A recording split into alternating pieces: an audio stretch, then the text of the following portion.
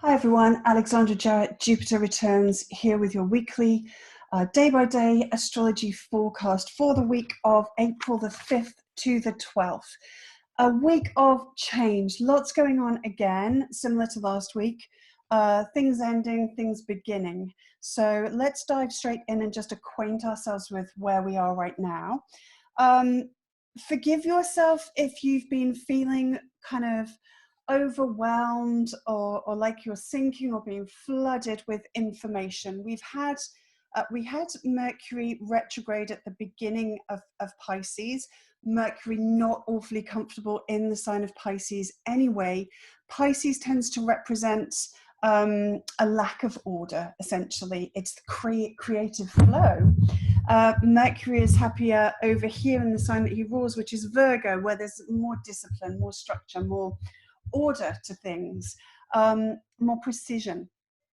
So when he's been conjunct Neptune, which is an even stronger aspect of Pisces, it's been like a double Mercury in Pisces, which has essentially made it feel very confusing time, a complete lack of clarity really around anything. An overwhelm. You know, this amount of water energy can feel like a tidal wave, like a flood.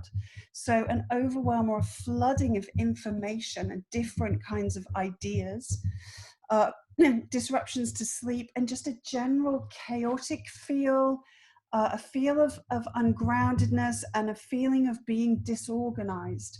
I know a lot of my schedules, a lot of my tidiness has really gone out of the window during this time. And it will be, you will have particularly felt this if you have planets or angles in Pisces, particularly around those middle degrees.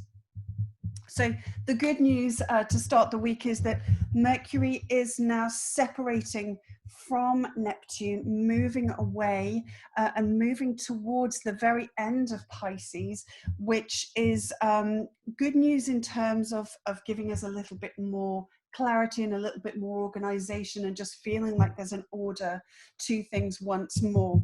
So that's really, really great news. It hasn't been all bad though. Essentially, Mercury with Neptune here has really been tuning us into our compassion and our empathy. It's been giving us a very, very personal kind of experience of what it can be like for those less fortunate than ourselves. And I think this has been a big part of the transit and something to really hold on to if we can. All of the struggles that we've found ourselves in, this chaos of a situation we find ourselves in, lots of those aspects are what people face on a day-to-day normal life, where we are having our freedom restricted. That's normal for a lot of people, where we haven't been able to go outside, to exercise, to go to work. This is something that a lot of people face all of the time. People now are having to, for example, take benefits, go into the benefits system for potentially the first time in their lives, and meet the reality in a very personal sense of actually what that's like. And we all have these ideas of what other people's lives are like. But until you've actually, as they say, walked a mile in someone's shoes, then you really can't say with any degree of certainty. And I think that we're all getting a big dose of having a personal experience of how difficult life can be for lots of people. If you're under the weather, if you have the coronavirus or suspect that you have the coronavirus, you know, just having a greater sense of compassion with people who live with illness, live with restrictions in terms of their liberty, people in prison, for example. You know, the mainstream media will try and make us believe these things like, oh, you hear people say, oh, being in prison these days is like being in a holiday camp. Well, is this experience for us like being in a holiday camp? It's still far removed from the reality of being in prison or being incarcerated in some way. For example, being in a refugee camp. So this has really allowed us to just think about our connection to other people and think about other people's experiences. You know, this is really tuning us into the empathy of other people's and other people who are less fortunate than ourselves. And I think that's been a really valuable experience and something that I would encourage us to hold on to. But certainly it's a bit of a relief for me to get out of that kind of that very confusing and tumultuous kind of energy. And that will progress as the week moves on, as Mercury puts more distance between himself and Neptune and gets finally out of Pisces and into Aries. Then things really start to shift and change. So we've also had the exact conjunction of Jupiter and Pluto. This was yesterday, Sunday here in the UK. This I talked about at length in last week's video. So if you didn't catch that, then go back and watch the one for last week. But essentially, this is kind of the exposure of hidden things. Lots of dark beliefs, lots of suspicion, and that's worked alongside the Mercury with Neptune, coming up with all wonderful conspiracy theories and all these kinds of things that have really been doing the rounds, because there's a belief, like a strongly held kind of belief that there is something untoward going on. Pluto being the kind of the hidden and the dark and the mysterious and the potentially on the darker side. And Jupiter being this belief, like something we're not being told something here, that kind of feeling. So that's peaked as well now, and these planets are starting to separate. This is a slightly different situation though, because Jupiter is actually going to retrograde. And this means that we're going to have 3 doses of this energy throughout the year. So whilst Jupiter's separating right now as it moves towards Aquarius, it will be kind of going back and then forward and back. So we're going to have 3 doses of similar energy throughout the year. The next one being in June, and then I think it's September. So I'll talk to you about those then. They'll have a very slightly different flavor, but the themes will generally be the same. So we'll see kind of a repeating theme essentially going on. But these are very powerful conjunctions, and they are now moving on, and that the energy from those experiences is lightening. So that's really, really good. The idea around kind of tapping into this compassion and holding on to what we've learned, which is Mercury, about other people and other people's experiences, is being highlighted because we now have the moon in Virgo. Virgo being Mercury's sign, and therefore just increasing the receptivity, which today is actually in exact opposition to Mercury and Neptune. So this can actually feel like a peak moment in that chaos, almost just before it all gets better. You know, like they say, the darkest hours before the dawn. We might experience sort of quite a profound hit of that chaotic energy around this morning and the middle part of the day, as the moon just really picks up on that. And she's really strong now. She's getting bigger in the sky. If you've seen her, she's in her waxing phase, towards the end of her waxing phase now. So she's really growing in size. And that means she's growing in her influence on us, in her strength. So yeah, let's just hold on to some of those ideas and understandings of compassion and empathy that we've experienced. So the big news in terms of, these are the things that are going out, what's coming in now this week. The big news really is quite disruptive energy, quite destabilizing and potentially shocking energy. This is courtesy of Mars up there. Mars the warrior. Mars is impulsive. Mars makes things happen very quickly. It's usually quite aggressive. It can be quite attacking.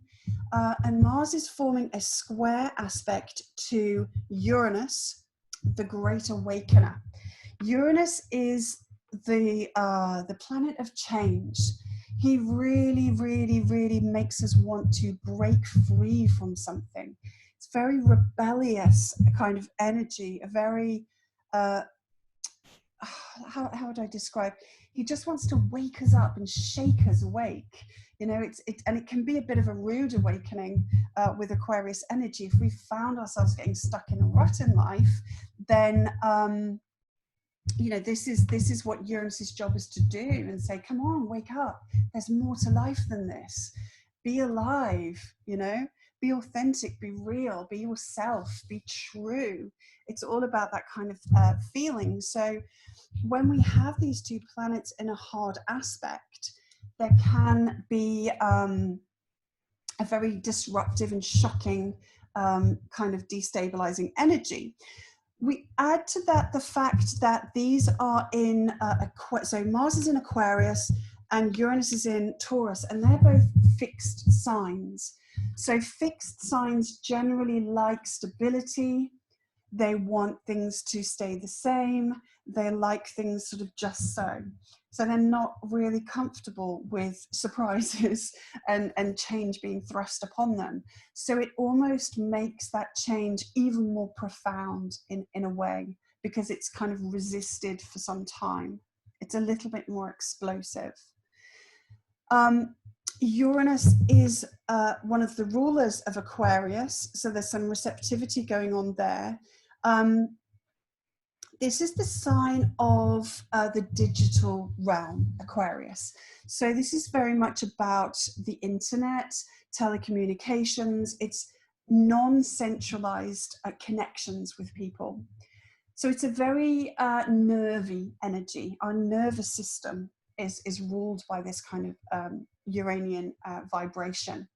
So we can really feel a bit erratic, a bit highly strung around this time, as it's really trying to bring about some shocking change. We could also see, therefore, some disruption with the internet, with any digital kind of devices, with telecommunications, that kind of thing. And this is building up. It's in the applying aspect at the moment. So this is going to continue for a few days yet. So just watch out for those things. Be prepared. This could absolutely be, with Mars being an attacking kind of energy, we could see cyber attacks. That's the Uranus kind of vibration, being the cyber world. So we could see potentially banking systems coming onto attack from being hacked. You want to probably take a little bit more care about your privacy online at this time, not spreading around those messages on people's Facebooks and things that say to pass it on to as many people as you know. It's like, that's how things spread. That's how people's profiles and their presence online can really be exposed and become vulnerable. And people are relying on this so much more at this time. So as much as the advice is to stay at home, I would also say don't go spreading around viral messages online as well at this time, particularly. Because it's a real lifeline, is the internet, for people right now, being able to have communication with people. So just give a little bit of extra attention to your security situation online, and to other people's as well. And just prepare yourself that there may be some disruption in communications, and look out for news stories around that kind of hacking, cyber attacks, shocking exposures of things that are happening in the digital world. I do see elements of this with the 5G situation. That ties in with what I've been explaining about the kind of the conspiracy theories and some of the ideas and beliefs that are around at the moment, in terms of there being something darker and sinister going on behind the scenes that's hidden. You know, so we might see some tensions arising, or an increase in tensions arising surrounding that particular story, or anything really that's to do with the future of technology, because Uranus, it really is like the most cutting edge. It's the most, you know, where the latest inventions and gadgets and things are happening. This really is kind of, I'm a 70s kid, so we used to watch Tomorrow's World. It's that kind of stuff. It's the real latest inventions. So any kind of shocks and surprises around that kind of world, that's what we're moving into. We've got on Monday, Mars is at 4 degrees of Aquarius and Uranus is at 5 degrees of Taurus. So have a look in your chart. If you've got planets or angles around those degrees, you're going to be feeling this that bit more than other people. So this is going to be intensifying through Tuesday. Tuesday, of course, is the day that's ruled by the planet Mars. And so that's going to kind of, excuse me, I'm going to have a surprise sneeze. No, I'm not. It's gone. Sorry, a bit of disruption there. So yeah, Tuesday is the day of Mars. So Mars is a little bit more potent. We're more easily able to pick up on Mars energy on a Tuesday. And this is the day that it's really, really, really intensifying. So as we move through today and we go into tomorrow, you know, don't be surprised if you're really starting to feel agitated and just kind of like, oh, you know, I want to get out. I want to do something. Like both of these signs love freedom. They love space. They don't want to be cooped up. So try and prepare yourself for any potential feelings of that. And think of a way beforehand that you can channel that energy into something, you know, less disruptive, less destructive. So do some physical exercise, you know, work it out of your system, channel it into doing, you know, cleaning out all the cupboards or just doing something that's really is just going to be able to help you process all that aggravated, frustrated energy. And then it's not going to affect you quite as strongly. It's not going to have as negative effect. Please be careful around accidents. This is the sort of energy that can provoke more accidents. So you want to be more careful around electricity, for example. You want to be anything that's to do with fire or heat. So be careful around your cooker or heating equipment, and knives. They're a Mars thing as well. So just a little bit more calmness, bring a bit more calmness into yourself, and also grounding.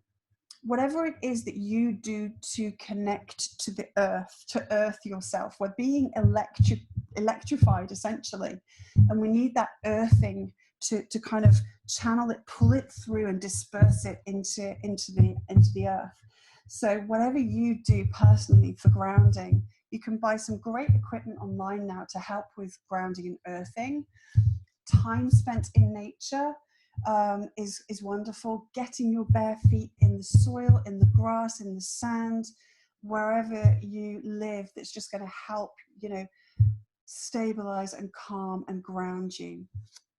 Stay off the alcohol, stay off the caffeine, stay off the spicy foods, anything that kind of is going to work you up, and just stick with the green, bitter foods. They're going to help to kind of alkalize some of this. Stick with the calming herbal teas. These are the things that are really going to help, and definitely no stimulants, no drink and drugs. So the moon, as we going through Tuesday and this energy is intensifying, she's going to be in the sign of Libra. For a time, she's going to oppose Chiron, and she's getting all the more stronger now, really almost at her peak. So this is going to be some reactions from people acting from their core wounds. Really, we're going to see examples of this, examples of some real pent-up pain from people's past that's not really been processed yet, that people haven't been able to connect with yet and deal with. This could really come up to the surface. And against this backdrop of the Mars-Uranus energy, this could be quite explosive. This Libra is the sign of the relationship. So expect there to be the potential for a little bit more tension between you and whomever it is that you're relating to at that time. Close partners, absolutely, you know, whoever you're in a love relationship with in particular, just the people that we're relating with, that we're, you know, cooped up with, essentially, that we're living with. It's a really, really tense time. So just make sure that you have a bit of a strategy in case relationships kind of flare up a bit and people start kind of exposing some of this buried pain. Do you have something that you can do that can just help to kind of calm that energy back down? That's going to be really useful. As we move overnight into the very early hours of Wednesday morning, the moon will then be at her fullness. So this is the full moon in Libra. It's 18 degrees of Libra. So find which house in your chart is occupied by the sign of Libra. This is where you're having your moment, your monthly moment, where you have a feedback session, essentially from the universe. And the universe is saying, like, this is what's going on in this area of your life. It's really shining it back to you through the mirror of the other person. It's really bringing a message to you about how you connect with a part of yourself. Okay. Really important to pay attention to the themes that show up at the full moon so that we can digest that message and really kind of use it. It's really, really useful feedback. It's like our one-to-one, our monthly one-to-one, where we kind of get told this is how you're doing, this is the progress that you're making. Things come to a culmination point around this time, and that can be a wonderful fruition point. If you've been doing a lot of work on your relationship, then this is a time when it can feel really wonderful for you, where you can start to see the results of the work that you've been doing. But equally so, if there's a little bit of work that still needs to be done, then this is going to show that up to you. So as we awaken, so Tuesday is going to be really intense as we're being pulled into this, into Tuesday evening, very, very, very intense. This is a super moon. It's actually the moon's going to be closer to us than at any other time all year. So we're really going to be feeling her energy very, very strongly on Tuesday evening. Then when we wake up on Wednesday morning, the moon at this point is then squaring the planets Pluto and Jupiter over there in Capricorn. So it's not quite going to feel like it's over at that point. Although she's starting to wane, very, very strong, very, very still in Libra. So lots of intensity around even into Wednesday. Moving forward then onto Thursday, the moon will move into Scorpio. She's not awfully happy in Scorpio, as you may have heard me mention before. So this can take our collective mood into the doldrums, essentially. This can make us feel quite dark and quite like we just want to be on our own, just leave me alone, just want to kind of fester in misery, really, at its darkest expression. That's what the moon in Scorpio can really be like. And there's really nothing wrong with that, as long as you don't do it for too long. We have to validate. We can't just say all of our chart is all of this, but we don't like that bit or that bit or that bit. You know, it's all as valid as everything else. And every human expression and feeling and experience is just as valid as everything else. So if you're feeling that way, then don't give yourself a hard time. Just say, okay, I'm going to feel a bit low for a couple of days. I'm going to feel like I just want to be isolated and I just want to do some navel gazing for a couple of days. Yes, guys. So just cut yourself some slack and know that it's very, very limited. It's only 2 and a bit days. The moon is only ever in one sign for 2 and a bit days. So it's very, very transient. So use that time to let go. The moon is waning at this point. She's getting smaller. She's taking things away. So if something has been exposed to you at the full moon, this can be a time when you can say, okay, well, maybe it's time I let go of doing something a particular way. Maybe it's time that I let go of some aspect of my relationship at this point. And just, you know, Scorpio is a digesting kind of expression of influence. It's very much about kind of chewing things over. It's a fixed sign, so it wants to take some time with something. So just allow that process of making sense of what's shown up, knowing that the digestive process ultimately is about release. It's about pulling out the nutrients and keeping those bits, and then just letting the rest go. So if there's something that needs to be chewed over a bit and then let go of, we can use the moon in Scorpio for that. So it's a really, really helpful energy, even though it might not make us feel so great. But that's okay. It's okay to not feel great all the time. You know, that's reality. Friday is the day of Venus. The Uranus-Mars aspect now is starting to separate and dissipate a little bit. It's still there, but it is starting to dissipate. So that's positive news. Friday is Venus's day. Venus is now in the sign of Gemini. So anyone with planets, angles in the sign of Gemini, you're going to have all the love and blessings of Venus for an extended period of time. Venus is going to be hanging out in Gemini for a few months. Okay, normally we have Venus in each sign for about 3 weeks. But Venus is preparing to go retrograde. So she's going to move up to 21 degrees of Gemini, station retrograde, move back to 5 degrees of Gemini, station direct, move forward again. So that's a really, really long dose of Venus energy. On Friday, I will be releasing a video for you that's just about the Venus retrograde, how you can work with that. What's the best way to deal with the Venus retrograde energy? It's a really, really beautiful time. It's a really profound time in which you can engage with the energy of Venus, which is all about love and harmony and beauty and blessings and art and relationships. It's just such wonderful energy. So she's giving us this gorgeous extended opportunity to really connect with her. So do watch that. That will be out on Friday afternoon.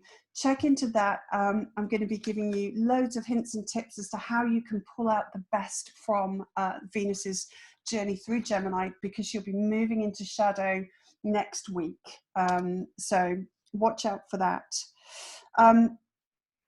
As we move into the weekend then, if you do watch that on Friday, over the weekend, the moon will have finished the journey through Scorpio and will be moving into Sagittarius. Sagittarius is optimistic, hopeful, buoyant, fun, happy energy. So the intensity of certainly the beginning part of this week will be becoming a distant memory, or at least a bit of a memory as we move away from it.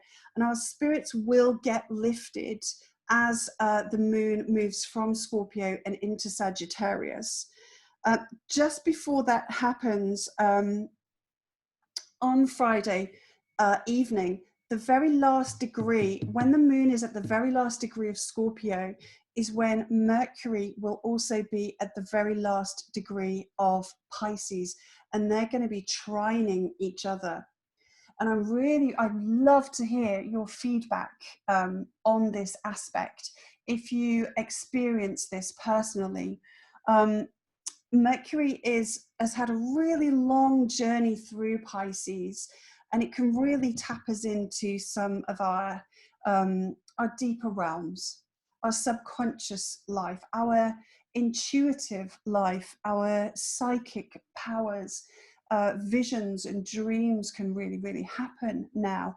And with the moon pulling us really into the deepest, darkest places, the most hidden places of ourselves, I'd be really interested to know what kind of experiences people are having around that time. So drop me a message or pop something on Facebook or on this video if you find that you start to have that experience on Friday evening. So yeah, as I was saying, over the weekend, this would be a really, really great time to capture that lovely, optimistic and hopeful energy of the moon in Sag, by preparing what you're going to do in the Venus retrograde. So one of the things I always do is I create a sacred space, I create an altar for the process of the Venus retrograde. And I'll be talking to you all about how to do that in my Venus retrograde video on Friday. The weekend is the perfect time to do that, to really enjoy that experience and really look forward, which is what the moon in Sagittarius loves to do. Look forward to everything that you're going to be able to learn through the experience. You know, Gemini and Sag are all about learning. Gemini tends to be more practical. Like, I want to learn a new skill. I want to learn how to do something new. And so this is why this video is perfect, because it's going to give you these very practical things that you can do. Sagittarius loves to learn through having an adventure and having an experience, rather than, you know, just necessarily kind of reading about something, although Sagittarians do love to read and to learn. They both do. Sag likes to have an adventure and have an actual embodied experience. It learns through the experience. So this is the perfect time to kind of set that intention of, I really want to experience what it's like when I connect with Venus at this time, this way. Because there's going to be that lovely opposition there as well to connect with. So I'm really excited about the coming weekend. I think it's going to be a very uplifting weekend. The Mercury will have moved out of that swampy, chaotic, disorganized energy of Pisces into Aries, which is giving us a bit more fire, a little bit more zest, a little bit more, yeah, let's make things happen kind of energy. Yeah, so it's warmer, it's more uplifting. So bit of a tough start to the week potentially. Keep yourself calm, keep yourself grounded, have a strategy, have a plan, just in case things go crazy. But know that there's some really, really lovely events coming up on the horizon to look forward to as the week progresses into the weekend. Hope you'll join me for my Venus retrograde. If you have any questions or comments on this video, then please pop them in the comments section below or drop me a message. I would love your support.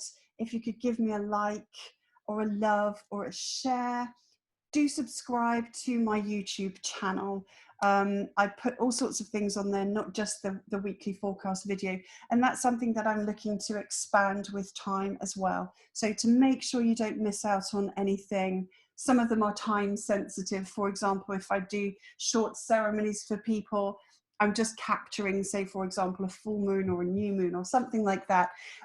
It's very short, they're very kind of time focused. So if you're subscribed and if you have the notification bell on, then you're gonna find out straight away and not miss out on anything. Stay safe, stay well, stay calm and grounded. Lots of love, and I will see you next week. Bye for now.